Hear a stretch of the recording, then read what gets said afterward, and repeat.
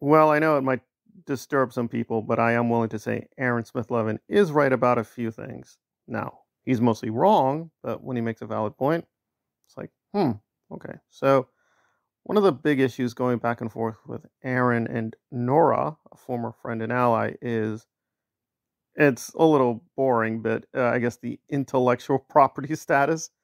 Now, on one of these issues, Aaron's just being stupid. So basically, Nora made a parody of well, no nice way of putting it, Aaron terrorizing some women. Now, I defend Aaron partly there because, again, vigorous free speech. You have to accept some stuff that is like questionable, but it is free speech. I think Aaron is, to put it mildly, being opportunistic and abusive, but there you go. But legally, he did not technically break the law, I think, although it's stretching it. Anyway, but then he did a copyright strike against that video and another video. Now, the second video is more tricky. That was basically a propaganda video that Nora helped him make against Stephanie Hutchinson. And Stephanie's a very controversial figure. She's a, quote, never end. I don't like using that vocabulary.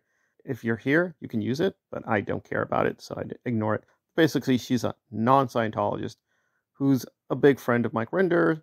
She decides to do some exposés on Aaron. And the particular thing that set Aaron off is so laughable. I've actually wanted to do a video for this the longest time. I did a little bit, but it was so stupid. Wait for it. Aaron was really angry. And I don't like the way he's gaslighting people. Said, she talked about my brother and blah, blah, blah. Yes, Aaron's brother tragically died. But him invoking his brother is grotesque.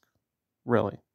We don't know ultimately what would happen with Colin, but seems like a good guy, which Aaron is not. But anyway, Stephanie called Aaron's dojo. I'm just joking. She called a martial arts place he was training at. Because you see, Aaron, again, no nice way of putting it, threw a woman against a wall. And Stephanie called up the place saying, hey, did you know that Aaron threw a woman against the wall? So Aaron got all upset, not at him throwing the woman, but Stephanie calling his magical Bruce Lee dojo. To be able to move on productively, and that's what's happening, guys. So he told everybody, oh, that video's not about Nora. Right there, he admits it was fucking about me. Just like he told two other people that I confirmed with before I did my I'm an Idiot video. So now Aaron finally said the truth. Good job, Aaron. Here's a cookie. You know, here, Aaron. You can have a yellow M&M. That's what you get. Okay. That video calling for positivity in the space was him yelling at me on the internet instead of talking to me, instead of picking up the phone and calling me. And I think most normal people are like, who the hell cares? But anyway, so now Aaron wants the property back, and he tried to explain himself, and granted, it was a rambling nonsense, but I'd have to concede, I think he has something here. And so, of course, before I could do a commentary on that, Nora stepped in and said, guys, I'm going to clarify. I'm not lying. It's Aaron's who's the liars, and I'm going to prove it. But I think she just dug a bigger hole for herself, in my humble opinion. Brought on the stream to join him. I asked if you need me to jump on with you. It's very important, the wording here and what was said. Nora joined my live stream while it was already in progress. Correct. I jumped in there at the 16-minute mark. And without my permission, started streaming my live stream to our own channel. That is not what happened. We had a tacit agreement that every time one of us was on each other's stream, we streamed to both channels. The evidence of that is on both of our channels. Well, not mine anymore because I privatized everything. So Nora's big clarification is, guys, I actively was working with his propagandas. We did it all the times. We constantly collaborated on the propagandas. Well, I understand what Nora's trying to say, that because Aaron and her worked together so often, she treated it as if it was a co-production. Ergo, she put that stream on her channel to make money. By the way, this is all about making money. So I don't like the way Nora's framing it, saying, guys, for the final... No, stop it. Clearly, you're going to continue to do stuff on Aaron. I'm going to continue to do stuff on Aaron for money. Now, I've not gotten paid a single cent from YouTube yet, but that is the goal. I have to admit that it's a little bit of a corrupt process. Now, Aaron is much worse. He's fully embraced the corrupt dark side, which is not good. However, let's stop being pure here. Like, oh, Sotomayor, education. Shut up. Shut up. Shut up. This is not the final time.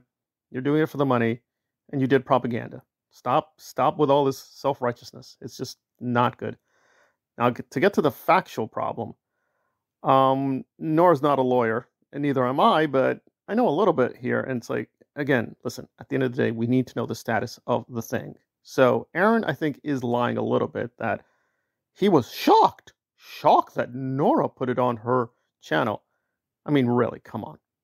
Have So she is immediately right, taken something's it wrong down. with the timeline. Even when we weren't friends, if he had said to me, please take down that stream, I don't like that it's on your channel, it upsets me, I would have taken it down. Again, Aaron has both of my phone numbers. Okay? And he has never texted me, never sent me a signal chat, never Facebook messaged me, never any app sent me a message saying, you do not have my permission to have that content.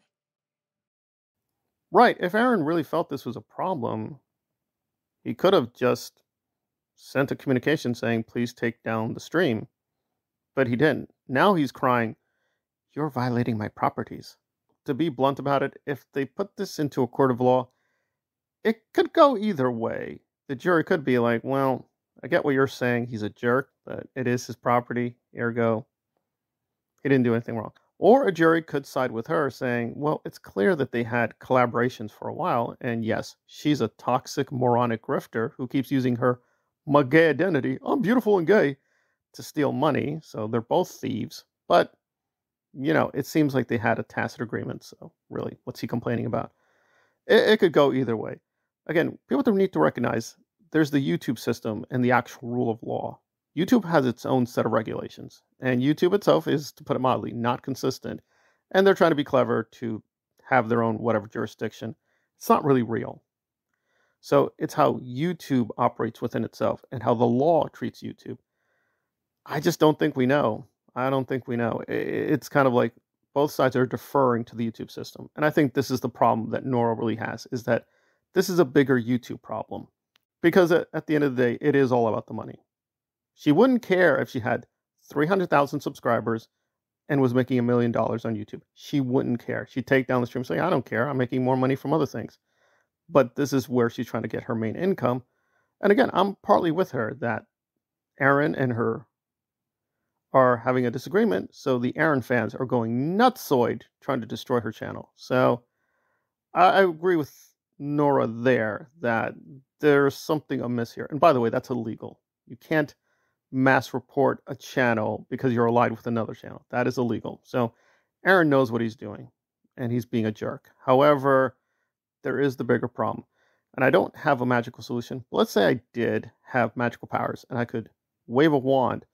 What would be the best for everyone as well as good for me? Well, I guess what's good for me, and I think is preferable for all parties, would be, again, it sounds a little cynical, is if, let's say, I have like 110,000 subscribers, Aaron keeps, 200,000 subscribers, Jessica Pombadissa has 90,000 subscribers, and yes, even Nora, I don't like her, had 50,000 subscribers. Basically, we have this problem where Aaron has too much of a monopoly, right? He is, like it or not, the sun, and he's one of the biggest guys, and that's affecting the other channels. It's creating this fake market. And Aaron knows this, right? He's there to gatekeep. And if you like him, he'll help you. If you don't like him, he hurts you. So it's a bit of a mafia system because it's a monopoly. So the solution is to break down the monopoly. But YouTube, being YouTube, doesn't seem to care.